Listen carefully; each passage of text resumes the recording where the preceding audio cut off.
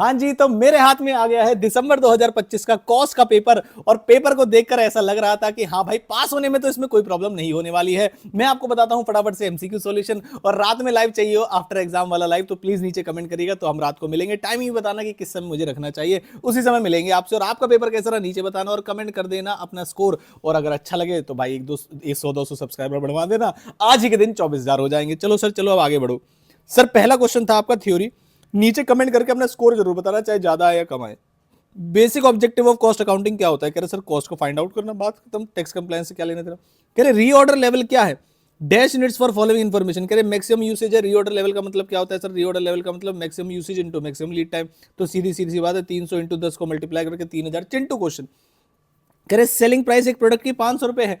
Margin of जो margin है उसमें 20% ऑन कॉस्ट है। सर ये कैसे सॉल्व होगा? मैंने कहा बेटा इसमें कॉस्ट होगा, फिर इसमें प्रॉफिट होगा, फिर इसमें सेलिंग प्राइस होगा। ऐसे होता है। हाँ हाँ, ये तो होता है। मैंने कहा उसने क्या बोला है? अगर कॉस्ट 100% है और कॉस्ट का 25% प्रॉफिट है तो 25 हो गया, और सेलिंग प्राइस आपके 125% को रिप्रेजेंट कर रहा है। And what is selling price sir? 500 is selling price, this is representing 125%। तो what is the cost? 400। Simple question था। Next, which cost accounting standard deals with the classification, measurement and assignment of selling distribution? तो sir ये तो simple है, cost accounting standard 5। Cost accounting standard 12 किससे deal करता है? Repair and maintenance. तो list पता होनी चाहिए, इसमें तो कुछ ज्यादा दिमाग लगाने की जरूरत नहीं है। ऑडिट फीस पेड, मेरे बच्चे कल ही बताया था लाइव में, मैंने कहा बड़ी सी कॉस्ट शीट पढ़ के चले जाना, एडमिनिस्ट्रेशन कॉस्ट के अंदर आता है। रिकंसिलिएशन स्टेटमेंट का मतलब क्या होता है? उसमें जो ट्रांसफर टू रिजर्व है, तो हमने सर उसमें लिखा हुआ है पीएनएल में जाता है। अगर ये क्वेश्चन कोई बच्चा गलत करके आ जाए तो फिर तो मतलब दिक्कत ही है। उसमें लिखा होता है amount of profit to be transfer to PNL. हाँ हाँ सर, हाँ, रिजर्व वाली बात भी है। When the concern in resident services, then the method of costing, कह सर्विस कॉस्टिंग ही यूज करते हैं, और सर्विस कॉस्टिंग का दूसरा नाम ऑपरेटिंग है। Next, where 70% of the contract is certified, the profit to be taken to PNL account. Sir कौन सा होता है? सर 2/3 होता है। तो सर 2/3 तो बी भी है और सी भी है, लेकिन मेरे बच्चे cash receive divide by work certified, ये ज्यादा कंजर्वेटिव अप्रोच है और सही मानी जाती है, तो सी इसका आंसर होगा। सर अगर बी लगा के आए हो तो बेटा गलत है, सीधी सी बात है।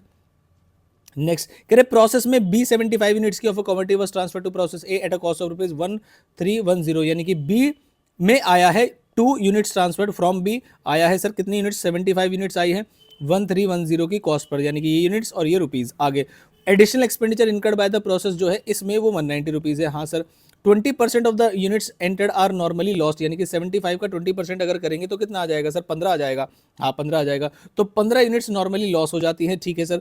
और जो नॉर्मल लॉस की यूनिट्स है उसे 4 रुपये पे बेच देते हैं, यानी 60 रुपये इसके आगे आपके यहाँ पर। हाँ सर, और ये output of the process was 70 units. करिए ये 70 यूनिट्स है। अच्छा ये 70 यूनिट्स है, इसका मतलब क्या हुआ होगा?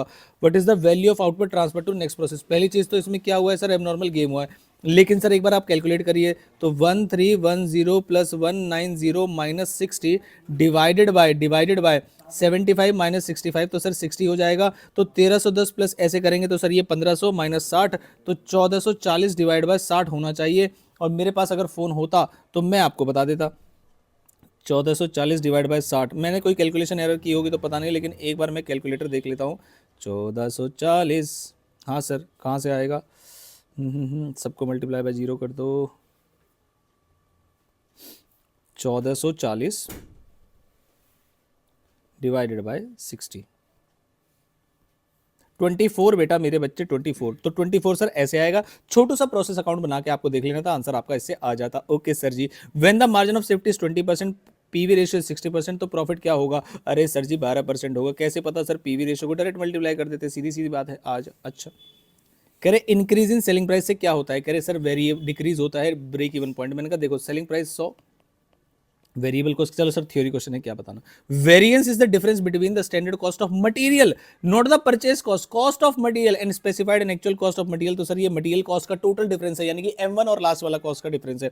Difference between fix and variable cost has a very important preparation in किस चीज में सर? फ्लेक्सिबल बजट में, क्योंकि जो वेरिएबल है वो प्रोपोर्शनेटली बढ़ता है और वैसे जो है आपका फिक्स कॉस्ट जो है सेम रहता है। अच्छा sir, dash is a factor who influences the affects all other budgets. कह रहे सर की फैक्टर है, सिंपल सी बात है, डैश फैक्टर पूछा गया है और ये रहा। ओ तो सर ये था आपके सभी एमसीक्यू सॉल्यूशन सुपरफास्ट तरीके से। अगर आप चाहते हैं सेक्शन बी का एक बार ओवरव्यू कर दूं कैसा आने वाला है, तो बेटा सुपर 40 में मैंने कुछ क्वेश्चंस दिए थे, जिसमें से एक लेबर वेरिएंस का क्वेश्चन है मेरे बच्चे। बिल्कुल बिल्कुल बिल्कुल सबसे सिंपल आइडल टाइम वाला क्वेश्चन था। ये सभी बुक्स में होता है, सीएमए की बुक्स में भी, हम जिस बुक से पढ़ाते हैं उसमें भी है, तो ऐसा क्लेम करना कि हमारी बुक से बिल्कुल गलत होगा। सभी बुक्स में क्वेश्चन मिल जाता है। मेरे हिसाब से ब्रेक इवन पॉइंट का क्वेश्चन भी बिल्कुल सिंपल था, इसमें कोई प्रॉब्लम वाली बात नहीं थी। प्रोसेस का भी क्वेश्चन आसान था, बस आपको जिस बच्चे ने सी को थोड़ा सा भिड़ा होगा, उसमें परसेंटेज वगैरह एज्यूम करके किया होगा तो हो गया होगा। अदरवाइज दो प्रोसेस अगर आपने बनाई और अच्छे से किया है तो उसके मार्क्स आपको मिलने वाले हैं।